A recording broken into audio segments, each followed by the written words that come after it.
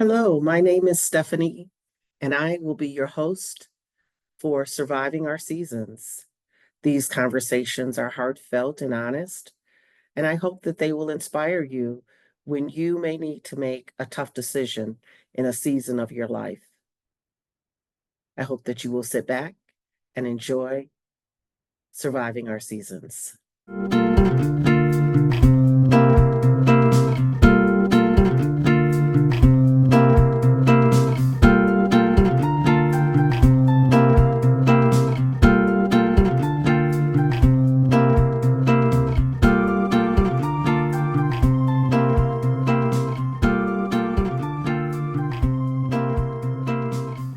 Well, hello, hello. We are with Karla Booker right now. Uh, I'm going to tell you guys a little bit about Karla. Um, she's a public figure, so there's a lot of information I can get about her. But let me share my screen for a second. Stephanie, you look so good. Girl, my face was beat earlier today, but we'll see. You look so good. Oh, it's so good to Thank see you. Thank you so much. Yeah, there it is. There it is. All right. Dr. Karla Booker, MD, is a family medicine specialist with a focus on women's health with more than 35 years of experience. No one's going to believe that. So I'm just saying, you couldn't be 45. 35 years ago this May.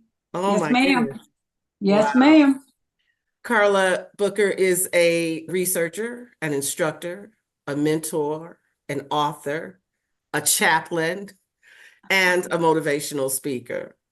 Yes. She is a daughter, a mom, a wife, a jazzy grandmother, a proud HBCU graduate from Hampton and Meharry. And Morehouse School of Medicine, Family Medicine Residency. So triple HBCU, baby. Wow. Yes. And a member of Alpha Kappa Alpha Sorority Incorporated, which is her 41 love. years. 41 years. Wow. My daughter is double legacy, AKA. Wow. Yes, ma'am. And on top of this, Karla has a wonderful, positive spirit. Oh, and I'm going to take a moment just to share how I came upon you. You were a friend of a friend who was introduced to us at a lunch when you were here in Chicago. Yes. And we were just all on the edge of our seat. When we finished lunch with you, it was just, how is this woman so positive after the story that you shared at the lunch? So with that, Karla is also an author. Yes. Yes. And if you don't know of her book, 71 Days, I have 4 copies of it. I have 4 copies of it, and I have shared it with several friends who have gone through periods of grief. But just reading the words that you left on these pages, I don't know how you did it. I don't know how you did it. Knowing you, I understand how you walk through it, but yeah, it was huge. Yes. It was the truly the defining moment of my life. Truly to have reconnected with Kent and watched having the diagnosis of this terminal cancer and then watching him die, and in the midst of his dying, marrying him. It changed who I knew myself to be, if I can say it that way. I had a lot of childhood trauma and really had life defensive, very soldier-like. I would almost say masculine, like always, felt like I was always looking behind me and always with my dukes up, and emotionally had a what I call my tool belt Mm. with all my weapons that I could pull out, the scabbard and blade, the nunchucks, because I might, you never know when you're gonna have to fight, man, because that's what this world was for me. It was a lot of difficulty and waking up in the morning, really anxious and having to emotionally prepare myself to fight to get back home safely. And then I met this man. Can I tell the story? Sure, absolutely. Okay, all right. So, my parents got divorced when I was 9. Latchkey kid. I had one brother. Our relationship was very contentious. The household was very chaotic. Um, and all I knew was I was a smart girl, I was a talented girl. That means I could go to college, I could put together a life, and I could get out of this situation. That was it for me starting at 9 years old. So we moved, we're in California, very few Black families in our neighborhood. And this Black family moves in with 5 boys. His mother became my mom's best friend. My brother and he were best friends. And he was just, he was a savior to me even then. I mean, he, as the oldest of 5 sons, he protected everyone. He was his mother's protector at 9, 10 years old. So all that was going on with me, it's almost like he could tell, that I just needed someone to say, I got your back. And so I guess we were friends. In the Mhm. 5th grade, when 11, 12 years old, he Mhm. was my boyfriend. And I loved him. And then it took it even to a deeper place where I truly felt romantically connected to this man at 12. Sounds crazy. He moves away after 5th grade. I have pictures of the day he left, of us together.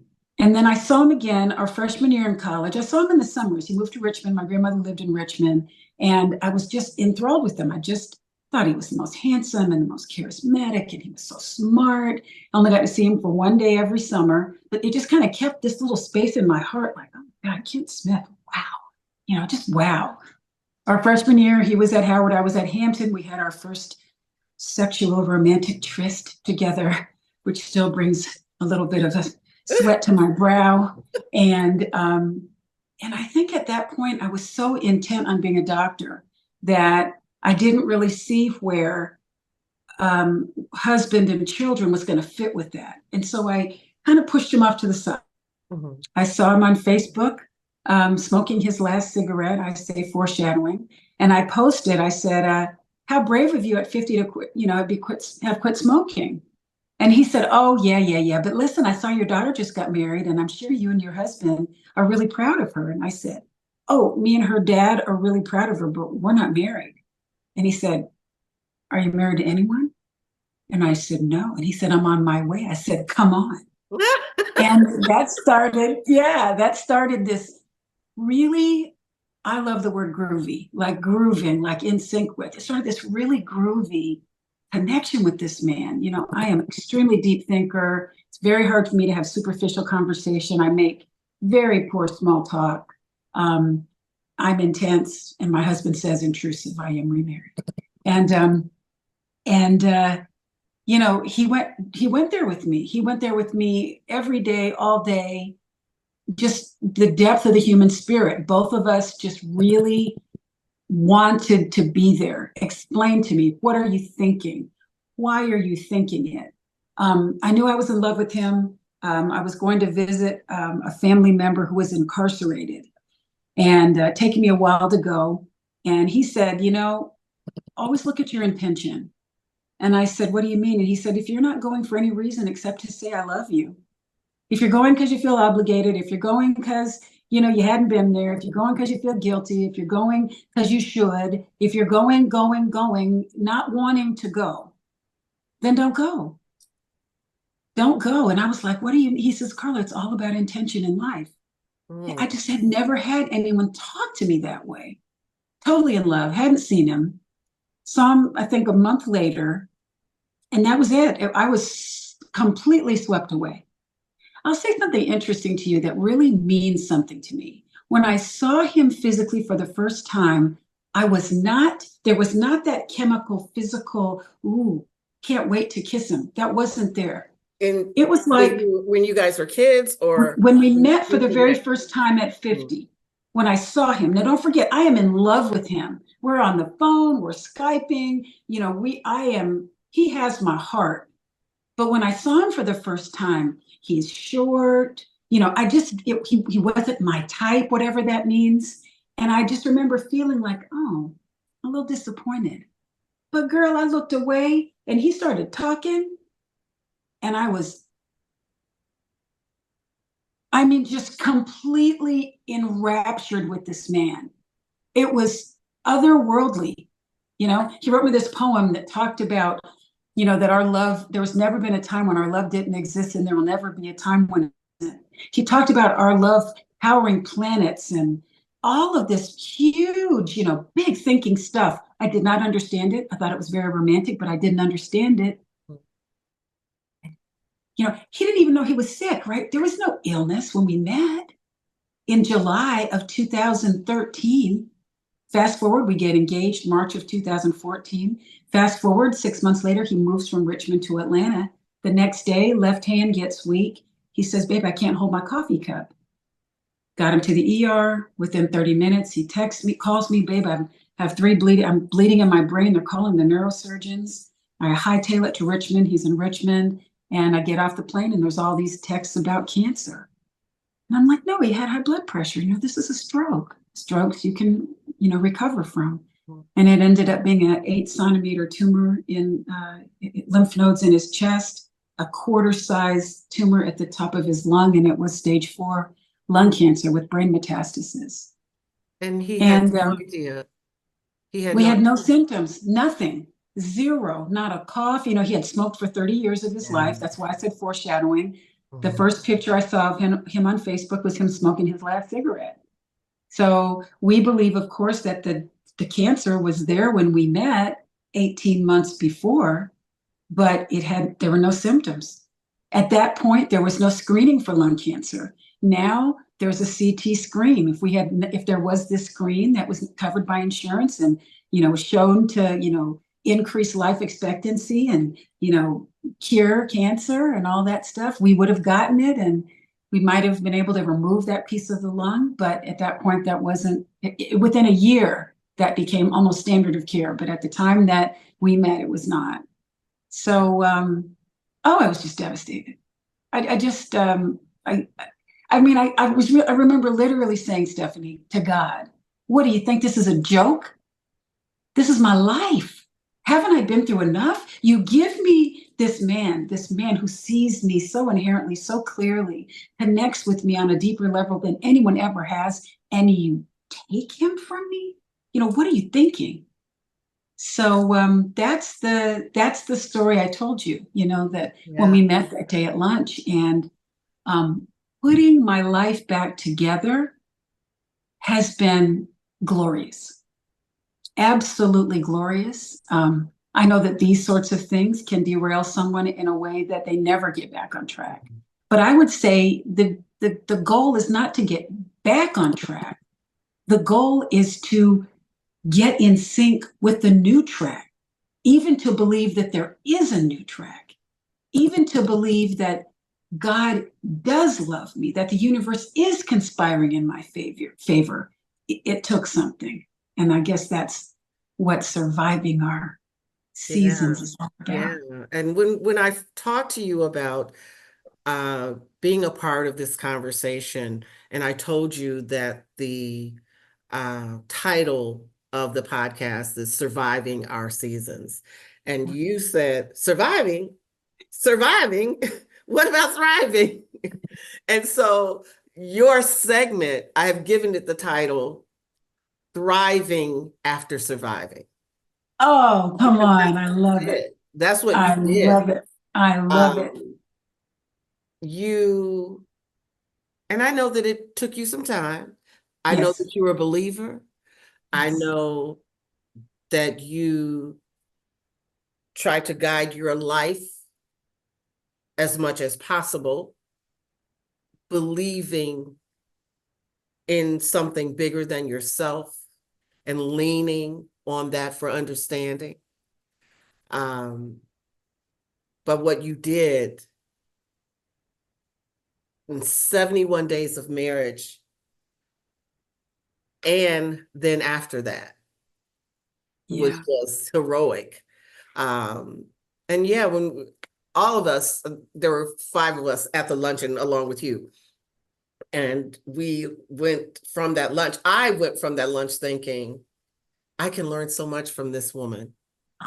And I believe that I am the woman that I am because I try to learn from other experiences. Yes, I absolutely. know that I don't do everything perfectly, but I try to pull from people that I know who have positive spirits and who have walked through something and come out on the other side of it. You spoke about being angry with God and Yes. questioning God. My Yes. mother left this earth. I was angry with God. I was Oh, just, yes. she was my best friend. Um, She is your I, best friend. she is my best friend. Um, but my heart was truly broken. Yes. I was broken in such a way I didn't think that I was going to make it. I really didn't. I was 30. I'd had my first child. Um, we were happy. So my mother could eat Joshua with a big old spoon.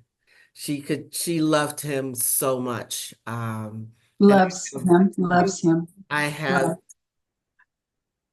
she loves him so much. And I always believe that she's still looking out for him. She's Come looking on. for all of us. So we're going to use present tense this whole doggone conversation. Okay. We're going to use present tense because when you say she was my best friend, she loved him, it's as if that's no longer present and no longer true. And it's so true. It's more true. It's more true. Thank you You know, for I was at a funeral today, yeah, thank and you. it was so interesting to watch what people think happens to us when our physical bodies are no longer here. Mm. Yeah, we actually think, and there's a whole bunch of folk that need us to believe that this is a super sad thing. It's horribly awful. Nothing's ever going to be the same. They're gone, lost, have passed away. And, that's the end of it. Well, who benefits from that? Mm. Right? It's all the burial and the cemetery and the coffin and the flowers and the caterer and all of that.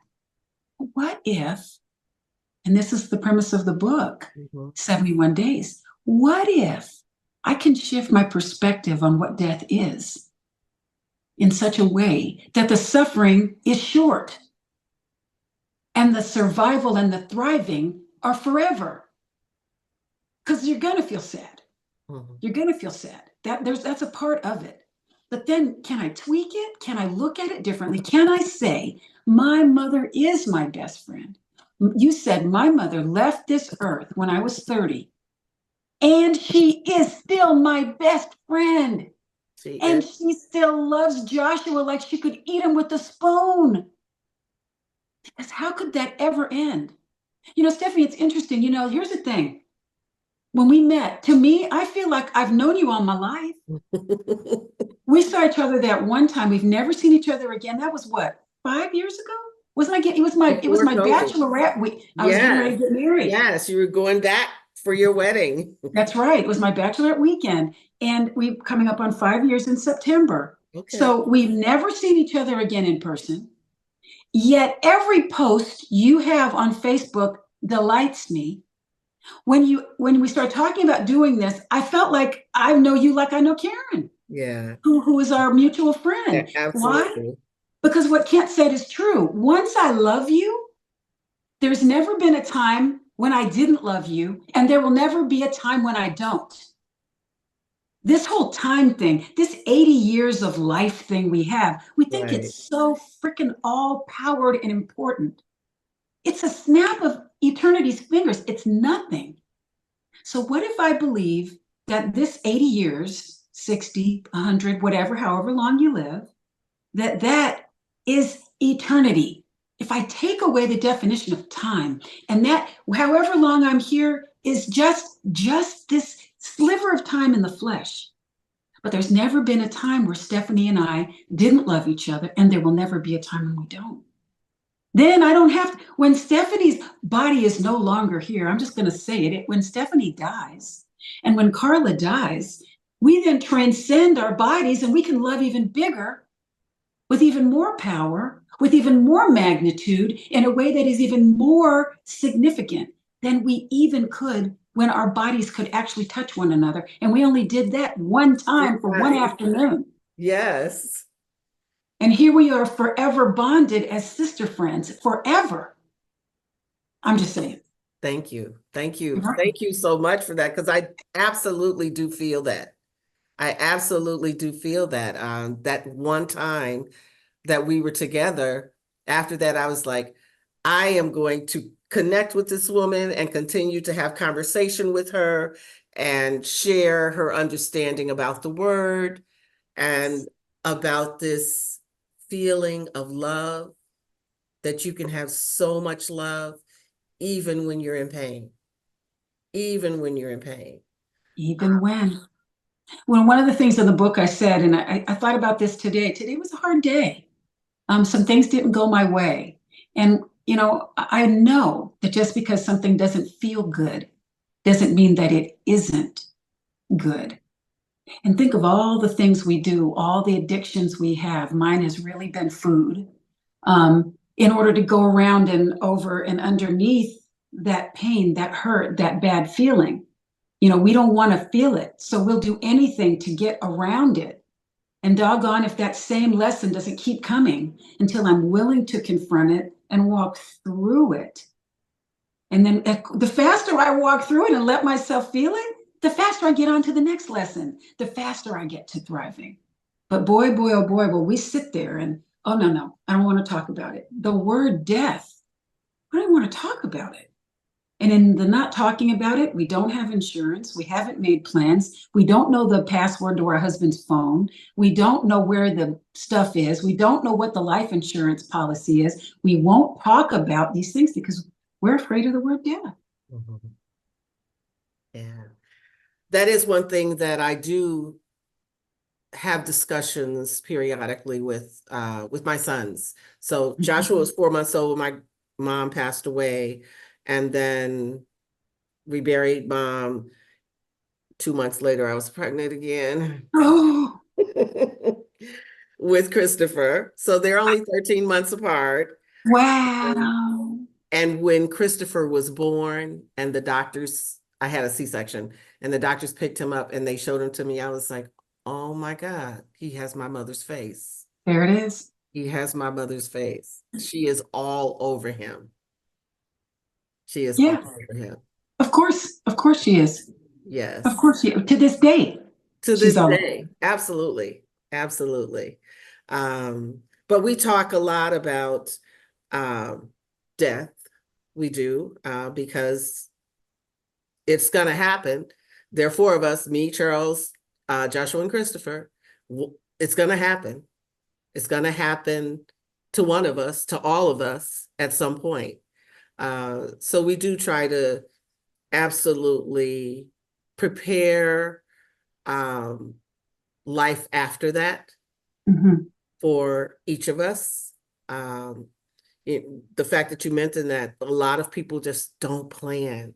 And we mhm. have so many families that, now they're doing, what's the thing that they call to raise money on Facebook all the time? GoFundMe Fund me. When, to bury someone. yeah, yeah.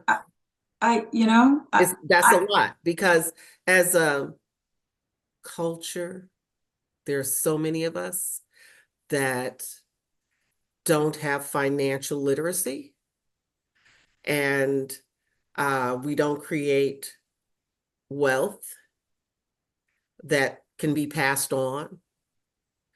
Um, And So what could be easier than getting $100,000 life insurance policy and leaving your folk, two sons, with 50,000 apiece? mhm, You're gonna die. Yeah, yes, you have to actually sit down with the life insurance person, and you might have to even get, medical lab work or something, and it may mhm, cost you a little something. But boy, oh boy, isn't that nice to leave? That's absolutely, generational wealth. And if you've absolutely. raised your kids right, that 50,000, they can invest half of it and spend half of it, and Mhm, and have money to then leave to it's such an easy way for us to start because we feel like, that deprivation places we don't have anything. But boy, you're gonna die. yeah, 100,000, 150, 250, 500, that $1 million policy.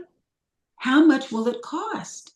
How much will it cost? yeah, yeah. The And benefits what's it worth? If is have it to worth outweigh it. is it worth a Vuitton bag? Is it worth downgrading that car just a little bit so you can take that $50 a month? I'm just making this up, right? Mhm, But and even the insurance on the job, if you better keep that job. If you don't have that job, then you don't have that insurance with that job. mhm, mhm. So absolutely. And it's the word death that we fear. Let's talk about it. And if I'm willing to talk about it, then is it possible that it's not going to be as hard on my kids when I die? Absolutely. Because they believe what I believe. I'm not gone. I'm right here. You know exactly. You can feel me when I'm not with you right Mhm. now. So what's the difference? Well, the difference is they say they can come over to my house and hug me. I just don't think that it's not as important as we think it is. What if we downgraded the actual hug and I can hug you through the phone, or I can hug you in a meditational space, or I can say, let's meditate together at 12 o'clock. We don't talk together. We're going to pray all together at 11:11.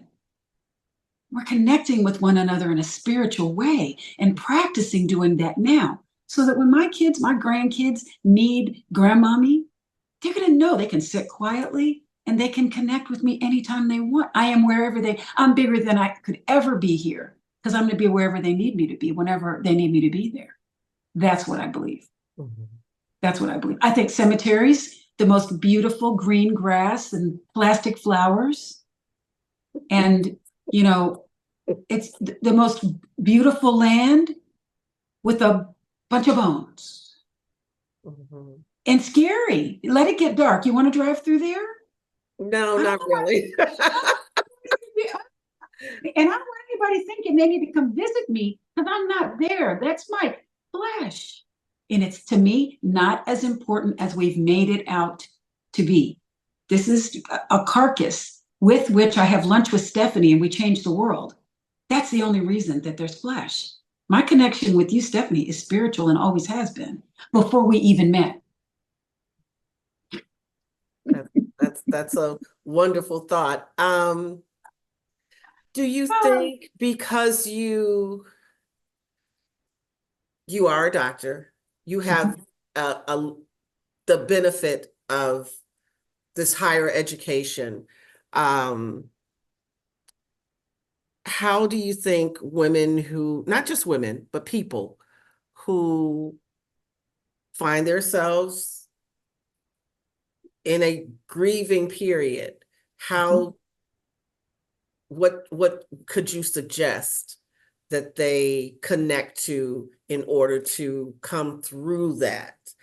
And for me, it's coming out on the other side okay. to have joy Okay. I again. love it. I love the question. First of all, let me speak to the fact that I'm a doctor. I think that being a doctor makes it harder because as a physician, I'm a mechanic of sorts. I got to find out what's wrong with you, and then I've got to fix you. And so it's a solution oriented way of living. It's also quite scientific, right? It's also quite pharmacologic. Mhm. It's oh, when I see this, I do this. If this doesn't work, I do this. If this doesn't work, I do this. If this doesn't work, I refer you. It's not a it's not a fluid, I don't think, way of thinking. And it's very much an authority in life. And I think I stand as someone who is a doer. I think to get through grief, and honestly, in medical school, there's not a whole lot of that. We We don't do a hospice palliative care rotation necessarily. We're not taught as doctors to help people through grief. And that's something that I'm interested in doing some research and doing some education and some teaching for doctors to be able to deal with that. It is such an emotional, psychological, and spiritual place to be. So I would say being a doctor made it a little harder. When Kent was sick, he asked me not to be the doctor. He asked me to be the wife. He asked me not to find out what his chances were, what the statistics say about his kind of cancer and how long he had. We didn't do that. When I did find out, it was before he died, and it was devastating. What did they say? 2%, 2% 2-year progression-free survival. So that means that only 2% of people with his stage of cancer were still alive in 2 years. So 98 out of 100 people in 2 years will be dead. That was the statistic that was given, which I never told him. Moving on. For women, people who are dealing with, let's start with a terminal diagnosis because there's a grief that goes along with that. And as I say in the book, these traumas that happen in our lives are going to show us where we are in relationship with ourselves, in relationship with the people that we say matter to us, and most importantly, where we are in our relationship with God. And I think that the traumas in life happen to us to show us that. So what I would say is every day we want to establish a space of relationship with self, a space of gratitude and relationship with those that we say matter, and a deepening of our relationship with God. And if we're doing that and we're building on that with intention every day, then when the traumas come, we know they're coming in order to show us where we're off base, in order to show us where we need to strengthen, so that then we move on to the next trauma. I call them lessons now. And then, it's almost somewhere I do something called landmark education, which is transformational thinking. And they'll say, the trauma, the lesson brings you up to the next level. You climb the ladder to the next level and you doggone kick the ladder down.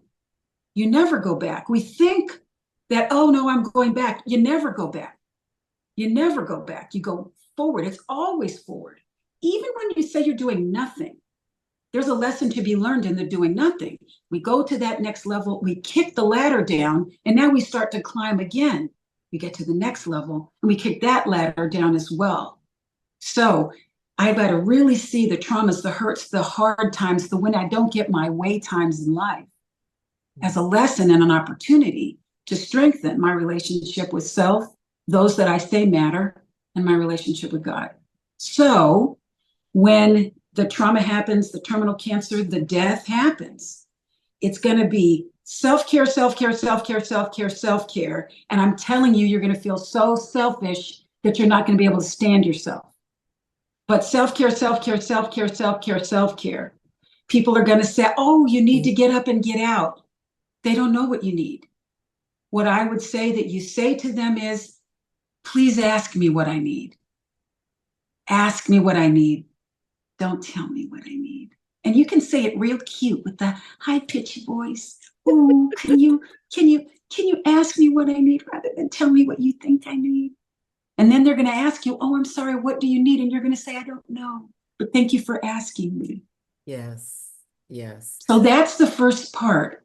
And, I have this whole self-care guide that's on my website, drkarlabooker.com, that is a free download.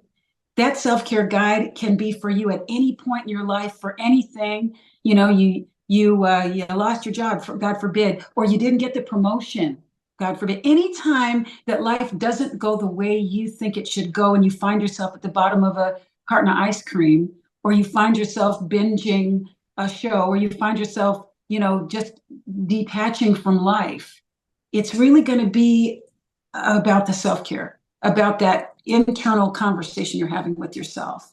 That would be it. Beautiful. And then, church isn't for everybody. Right. Worship music isn't for everybody. meditation isn't for everybody, but doggone it, some sort of a spiritual connection as part of that self-care, and try it all. Look at something, a sermon online about grief. Excuse me. Read a devotion about grief. Look at a book about grief. Look at a meditation about grief. Try it all, and you'll be able to tell because your spirit knows exactly what it needs, just waiting for you to give it a shot.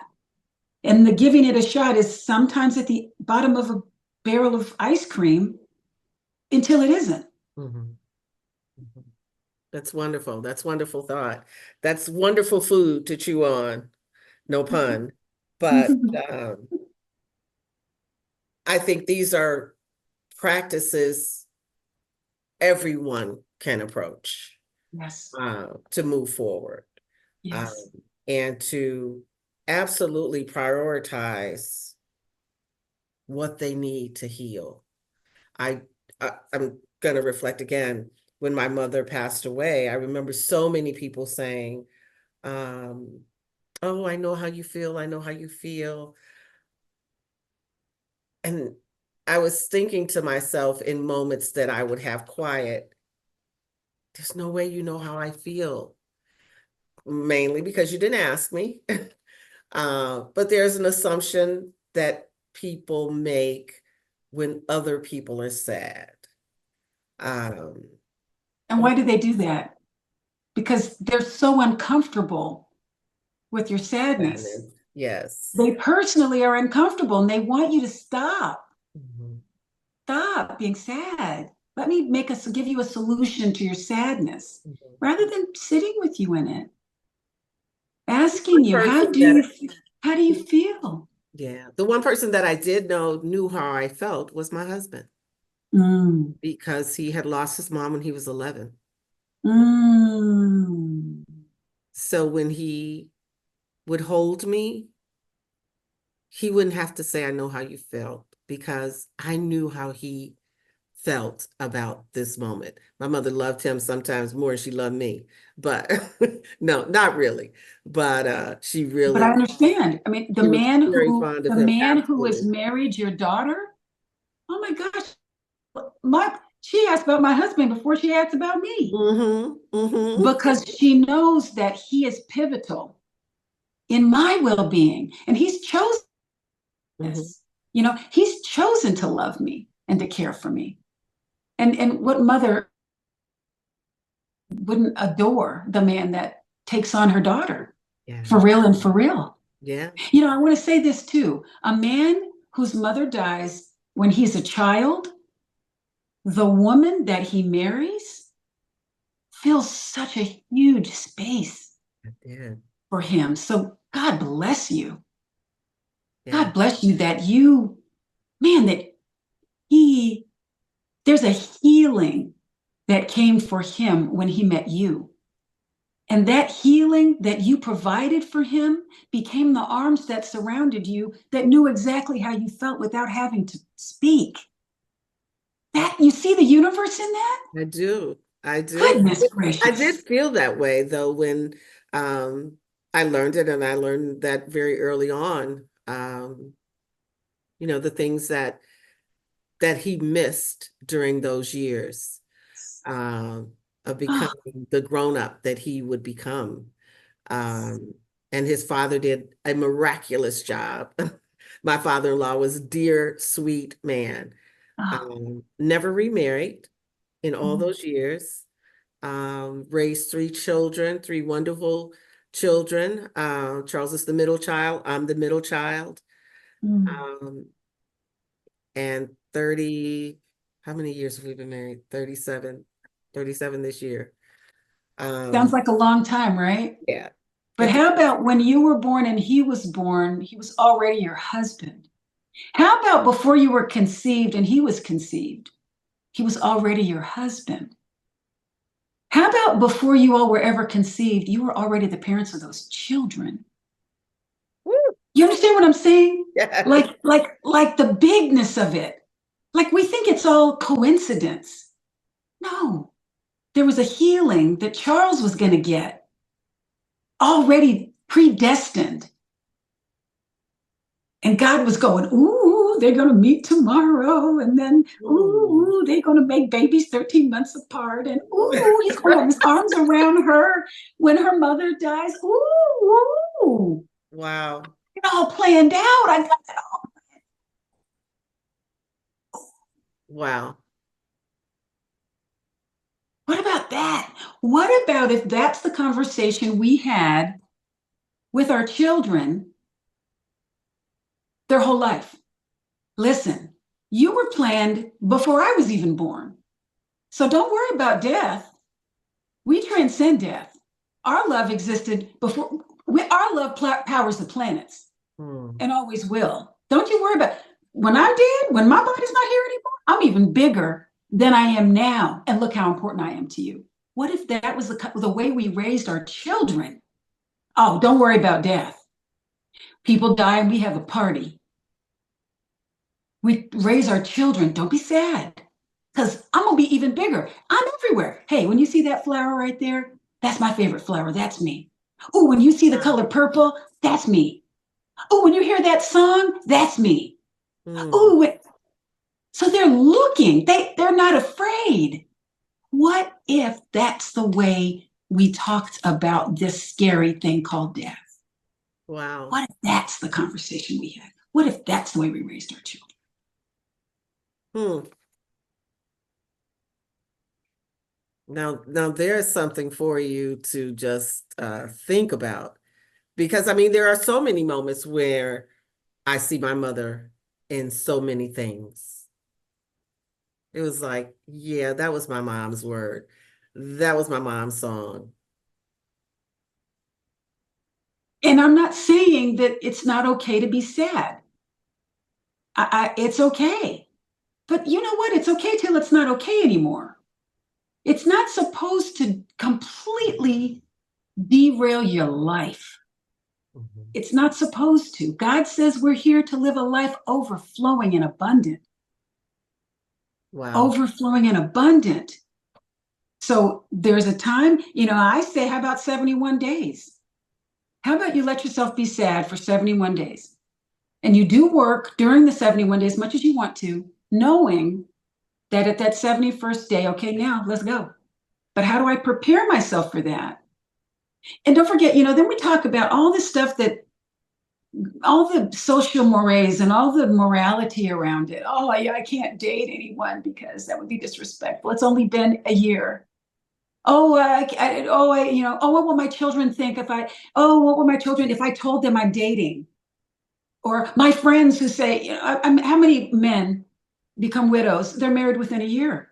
Oh, and I thought he loved Evelyn. How you gonna say you love Evelyn and you marry her best friend in 3 months? See, again, we do this time thing. Like, hey, the man is lonely, and Evelyn loves him, and he loves her too, and it doesn't diminish the love he had for Gloria at all. But we all know. Oh, see, Hmm. George, I knew. See, George, I knew he probably was with Evelyn on the side. We do all of this stuff. What if we just cut people down off the cross? Just cut them down. Let them live and let them be happy. And I think people think that happiness is mutually exclusive. Like, well, you can't be happy and I'm happy. Well, if you're happy, that means I can't be happy. Well, your success means I'm not successful. Hmm. No, it's additive, it's multiplies. What if you're happy and I'm happy? And then I pass on my happiness to two people and so on and so on. What if that's the way we live? What if that was it? Oh, George, be happy. What you and Evelyn? Hey, yay! I'll be at the wedding. What? So What so about this that? is your first book, right? You've got another book. You've got another book coming, right? I'm thinking about it. I've got a bunch of ideas in my head, and I think that it's clear to me that the whole cascade of events was so that I could have this conversation and that I could be this light in the world and I could be this transformative conversation about death and about love and about joy and about happiness. And it could be super big, this drkarlabooker.com entity. Hmm. Hmm. But I got some things to settle in here. I got some things to be surely settled in because I enjoyed the talking. I enjoyed the being out there, Mhm. but I don't want it to take over my life. I want my grandchildren. I want my husband. I want my grown children. I want the sorority. I want my Hampton Alumni Association. There are things that I want to do, and I haven't figured out how to have all of this home stuff and still do drkarlabooker.com in a way that doesn't explode and mess And up take away from what's anyone. truly foundational. Well, So it's gonna happen. It's gonna you have happen. certainly, you are certainly living that life now. The joy that we have just watching every celebration that you are living a life of celebration right now. Absolutely. Every event, every Absolutely. every hoop dress. That part. I, Every I want to see reunion. the closet where those hoop dresses are hanging. And I've got another gala next month, so I'm planning another, and everything's on Amazon. That hoop dress You was talk, you put the picture out there. I was like, what? $79. You two can look like a Southern Belle. Look me up, Karla Lorraine on Facebook. It was, and I felt like, and it was so cool that evening. We're talking about this gala, the Hampton Alumni Blue Teeth event that was 2 weeks ago. Yes. And I, decided I wanted to wear a hoop skirt. I wanted to have a Southern Belle dress. Man, that thing came, I put it on, it had a 4-foot diameter. I was like, babe, told my husband, it's so big. He goes, it's perfect. You should have seen me driving down to the event with the hoop stuffed under the steering wheel. It was hilarious, but I felt like a princess. And if I heard it once, I heard it a million times. You look like a princess. Yeah. And you should have seen the glee on these women's faces. Oh, you look like a princess. It was their own idea of a princess. You could see it. They were 10 years old going, oh my God, you look like a princess. It was a sharing of a childhood fantasy. And I had to share it. You too. For less than $100, you can have this $79.99 with the $20 hoop skirt on Amazon. You can have it. All my vacations, I share how much I spent, what website I went to. You too can have it. I think people think I'm a doctor, so I make money. So I'm doing all of this and I make all this money. And no, I live a very frugal life, so I can give everything away. So you can have that $200 million life insurance and leave it for your grandchildren. And leave scholarships and give to your alumni association and, leave a legacy and travel and all of that. It's funny too, how all of these dominoes all started to fall. When Kent died, I weighed 199 pounds. Crazy, right? And When he then got sick, I was 199 pounds, and here I've now taken on my health. I'm 150 pounds for the first time in 30 years. So it's everything. If I'm willing to look this bit of pain in the face and walk through it and try everything, the meditation, that didn't work for me. Let's say it did. Let's say the prayer didn't work for me. It did. The worship music didn't work. It did. But I've got 50 million I've got 50 million coloring books. I'm coming. 50 million coloring books right here. I've got on my desk, I've got all my markers. I was going to tell you, when I come in, this is my craft room office. I have candles everywhere. I have incense burning all the time, so that when I walk in the room, the aroma in the room brings me calm, because I have my incense burning when I'm in here doing my meditation. I love colors and glowing, and all of that is happening, so that when I'm in here, I light my candle, I have my incense. Then when I do my work, I'm in a completely calm place. I wouldn't know all this. I wouldn't have learned all of this without Kent Allen Pendle Smith dying. I attribute every trophy in my life to Kent Allen Pendle Smith loving me, letting me feel for the first time that I was seen and understood inherently, writing this poem about the eternity of love. Never a time when we didn't. Once you love someone, there's never a time when you didn't love them, and there will never be a time when you don't. it shifted the way that I feel about myself. And it allowed me to take on every single part of my life that wasn't working, one domino at a time. So we are coming up on 10 years. Kent was diagnosed with stage 4 lung cancer with brain metastasis on September 30th, 2014. Wow. Crazy. So we're coming up on 10 years, and 10 years, 50 pounds. Come on now. But each little thing, the relationship with my children, with my mom, the death of my father, my siblings, every little bit, it's like, okay, this hurts. I don't feel like it. Well, no, I'm going around it. Let me see, what is it about this particular situation that's bothering me so much? Mhm. What's telling me that I don't have the bandwidth to take this on right now? What is that? Wow. That's my self-care now. That's the conversation with self. You know, and I was doing my calm meditation today, and it said, meditation, how does she describe it? Meditation is you just walking yourself home. Meditation is you coming home to yourself. And I think we fear that. We fear the quiet. We fear, excuse me, we fear the stillness because we don't know how to manage the thoughts that come. Be with the thoughts that come. Be with them, because yeah, what am I willing to do? Drink, smoke, eat to get away from them. Is going around under. Be willing to just, Walk maybe through you it. do it on maybe you Gotta do it go on through Thursdays. it. Maybe you do it on Thursdays. I don't. Yeah. Yeah. I I have this thing about naming naming pain, naming, Mhm.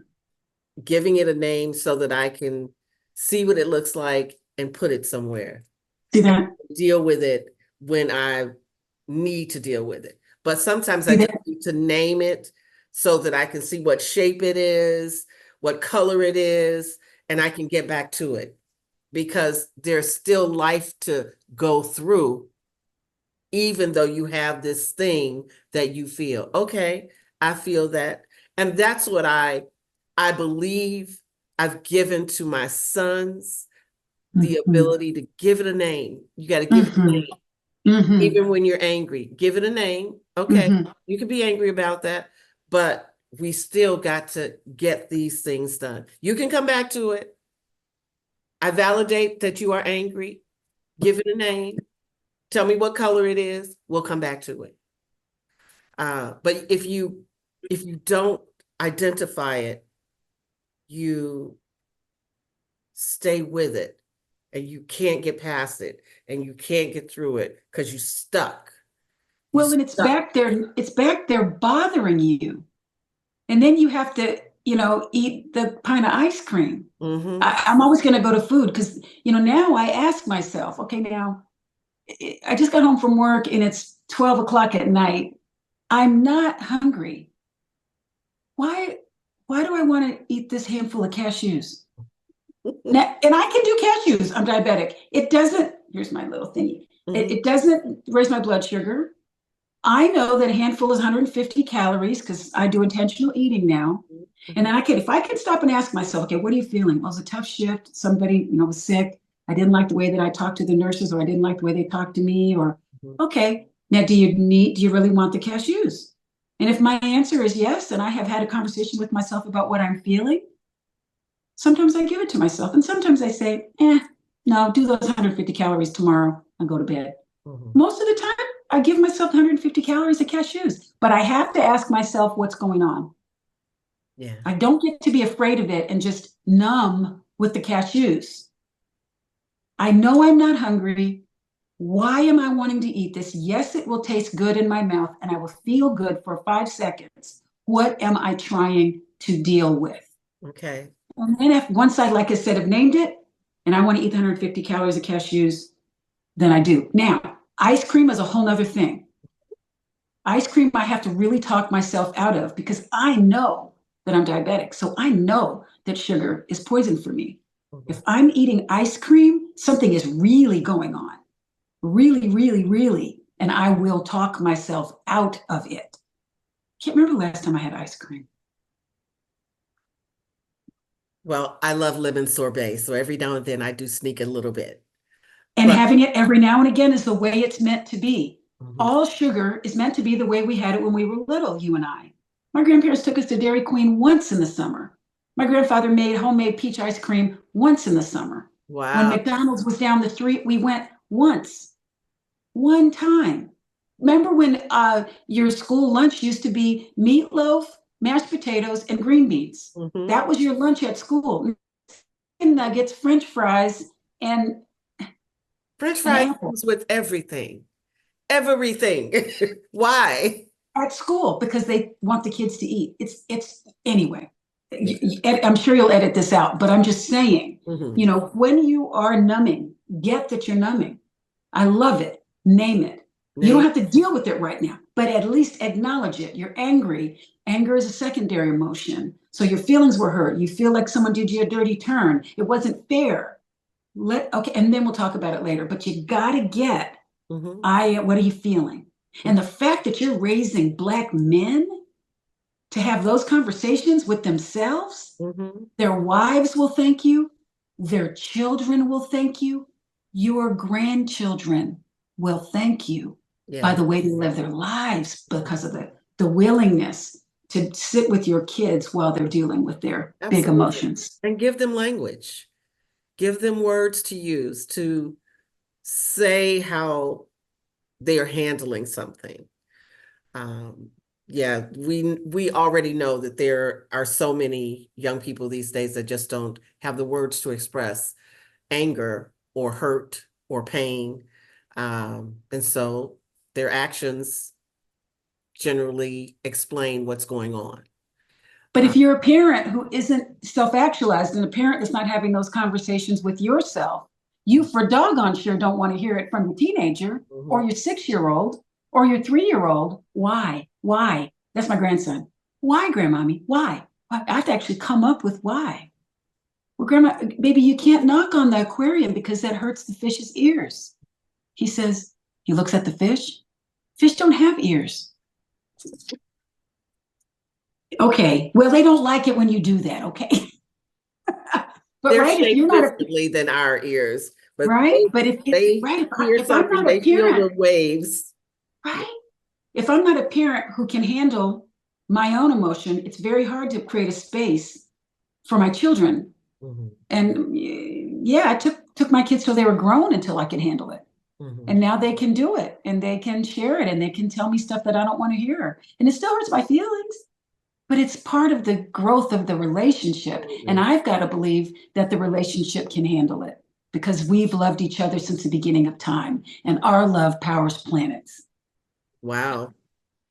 Okay, so let's wrap up with, we'll just take a quick pause, take a deep breath, Okay. and we will wrap up with the joy of a new married life Oh, that you're experiencing and how God just put you in a space to finish the love that was inside you that you didn't get to complete. but I did. It happened exactly the way it was supposed to happen, Stephanie. Okay. I can't even imagine. I can't imagine my my life, my conversation about my life being that it was supposed to be anything other than it was what it was supposed to be. I Mm. think that breeds regret. And I think it breeds should. And I think, man, I'm gonna tell you, right? If Kent Smith had, if Kent Smith hadn't died, man, I'm telling you, my therapist asked me this once. He said, "Don't you see he had to die?" No, I don't see that. So if he had lived, there was some stuff that happened. You would have been dealing with this. What would that have looked like?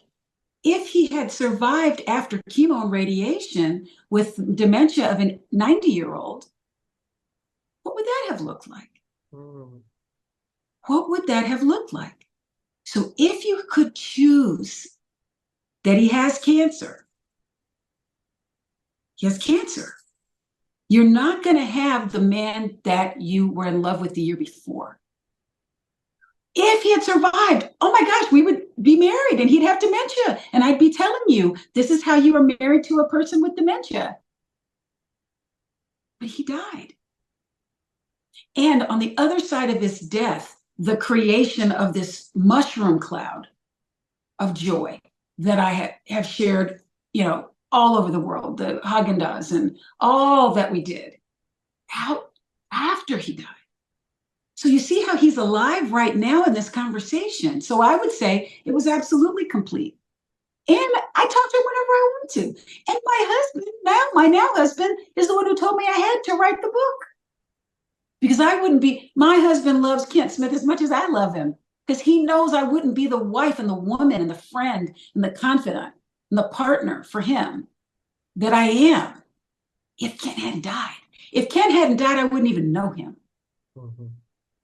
Okay, so here we go. I'm telling you, hated God.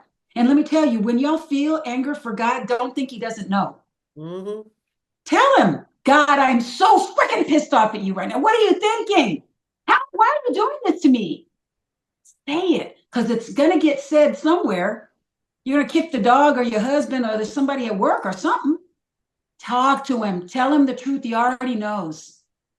First thing. Once I got over being mad at God, I'm doing my little devotion, and it talked about crying out to God all your woes. And I did. Why did you take him? God said, because you thought if you had the perfect man, you'd have the perfect life. So I gave him to you. But there's only one God in your life, and it's me. And Karla Booker, if anything you get without coming through or to me will fail. You already know this to be true, but I'm going to tell you straight.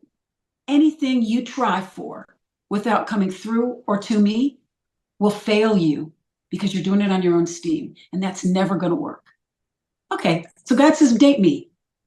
Me, I'm your husband. I'm your boyfriend. I'm the perfect man. Anybody you love is just a conduit for my love anyway. So how about me and you? Let's do it. Be my girlfriend. Start going to dinner, table for two tickets to the movies. Oh God, what do you think about that? Well, oh my gosh, wasn't that great? Like actually having a relationship with God for 6 months. At the end of the 6 months, I was okay. I was good. I was full, absolutely full.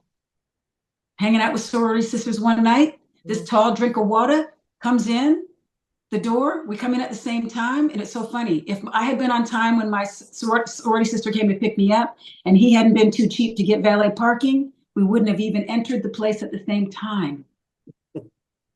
The hostess says, are you all together? I thought, man, I'm supposed to know him. I like the way he looks.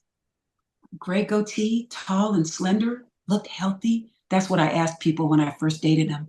What medications are you on? I don't want to do this again. Anyway, so I said, of course, when she asked if we knew each other, we were together.